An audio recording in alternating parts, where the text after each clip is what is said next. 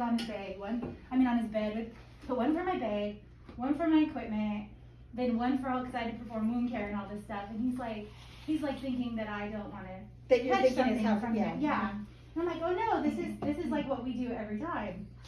So, I'm doing all that, and plus it's awkward, and then I'm trying, because I didn't do any prep, because it was kind of unexpected.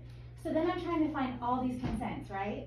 So I'm pulling out, like, I had to pull out the Bill of Rights, the actual consent, the emergency disaster form, and then he has wounds, so I had to do the wound photo consent, and then I have to fill it all out so he doesn't think he's signing, like, his life away. So I am not joking.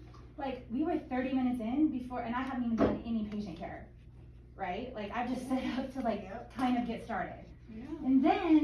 And then, so I take it, and then I finally get all that out of the way, and he makes sure he's reading it and doesn't sign his life away, and that I'm not pulling a fast one on him. Then, I get to actually take vital signs, and then I have to measure and, like, take wound photos, so I'm writing it down, I'm labeling it and everything, and then I wrote all my measurements on this, like, 4x4 pad, and then set it on the thing to get the setup, So, but then for some reason, in all my chaos, I removed my little label and took the photo and then sent it to April, which is an incorrect wound photo because it doesn't even have, it had the name, it didn't say what extremity it was, it didn't say, and then you're supposed to always put a measure tool in it, so, okay, I've already failed, right? April's already sending me an email, and then, so I did that, and then I have to do, And then I just wanted to say, later this day, you're gonna need to go out with a surveyor. yeah, but no, and then, Right? so then I'm label and dating my wound and timing it, because remember in mock survey, they said we weren't in compliance because we weren't timing them. So then I timed it, and he's like, why are you doing that? And I was like, because no one's ever done that before, so he thinks I'm a total idiot. Yeah. But then, so then I, and then I get to, so I get them all wound care all done, but then I start to look at all the DME in the home, and he has a ton of it, and he's in a tiny house. Like his bed, is like, so I do all that, and then we're like over an hour in, and I haven't even done a med rec. Yeah. Like I have not even looked at all his meds. So then I do that, and then I have to, but you guys, I gotta make sure that he can do his own wound care. So he has to tell me step by step how to do it, and he's rolling his eyes. And then I have to make sure, because he's a type 1 diabetic since, he's been a kid. Can you show me how you check your blood sugar? Oh, yeah. And give yourself, so I have to make sure I document all of that stuff. And then, okay, so I finally get out of there, and he's tired. I could have stayed longer to get more info, but then I'm done. So I come back to the office, and then I realize, guess what? I didn't fill out page 6. And guess what else I didn't do? There's another hour for you. Oh, and then, but I did the emergency disaster form, but I also didn't fill out that 6-page HIPAA form. Yep. So I have to do that too. So then I text Katie who's going, and I'm like, okay, Katie, I'm a total loser. I didn't get it done. Oh, and guess what else I didn't do?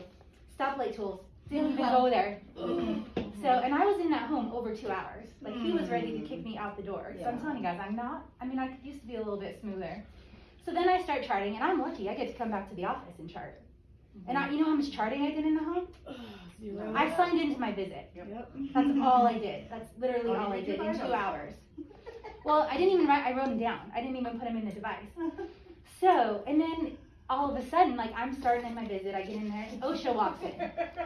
Right? So then I start doing the survey, and guess what? An hour and a half into the OSHA survey interview, I remember I still have my visit running. So guess what else I get to do?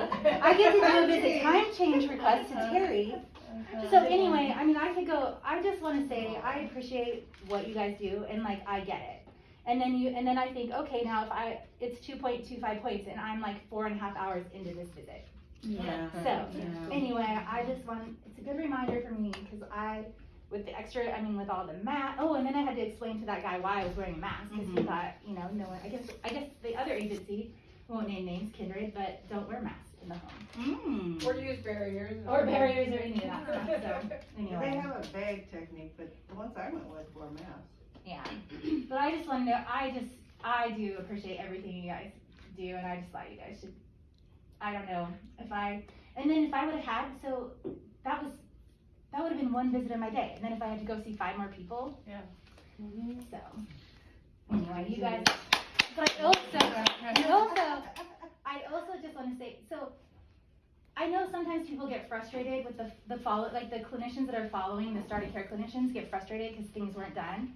But we don't know what that clinician went through. Honestly, like I didn't purposely not do the stoplight tools or fill out page 6. So I just think we just I was just trying to get the wound care done and get, you know, the stuff to do the OASIS assessment. So I think we need to look at it too, like, we just need to provide care for the patient and then just give each other a heads up, like I did with Katie and told her, I'm a total slacker, I didn't get, you know, can you please fill out page 6 and get the HIPAA form because I forgot. So it just goes both ways, like, don't think illy or bad of the clinician that was before you, because we don't know what they went, it's so hard to document everything, to capture everything, you know, and you guys, like I said, a lot of you are paid per visit, and you want to be efficient, and you know, you have to be. So I just think we need to kind of take a step back sometimes and remember what everybody has to go through at a visit, and we don't know what happened at that visit. Well, And what I not- just Yeah, appreciate is when whoever does the start or the next visit or whatever, just you let the person know, I didn't have time to get this done. Oh, sure, That's no a good problem. idea. Yeah, That's, because- if you let me know, I don't care at all. I'll just, Yeah. no big deal. The thing that The is really communication is good, huge. that I think we can all, I mean, really, I think everybody can feel confident about is that, everybody on this team is really, really, really good. So if Tina did something totally weird, that's the first thing you think is, oh, that was weird, something was going on. What's wrong? You know, yeah, because we're just, you know, you can trust everybody. Right. It's a good thing. Thank goodness. It is, it's a big deal. Yeah, so just, you know, give people a heads up if if the wound care supplies aren't there was a change in wound care and you know they're not gonna be delivered in time, just give them a heads up, you know, and, but yeah, you guys do a great job, and like I said, it's good to get back out there and just a refresher about, especially when we're going through all these mock surveys and I'm like, why are you filling out page 6? And, well, I know why, because, oh my gosh. Because we were busy crying under the table. Well, and then to have it sync Well, that's back, what you mean? Yeah. and then to sync it all back in 24 hours. I mean, seriously, you guys are awesome. And then PDGM. Oh, and then, yeah, and then entering in your care optimization note and letting everyone, that's even it, yeah.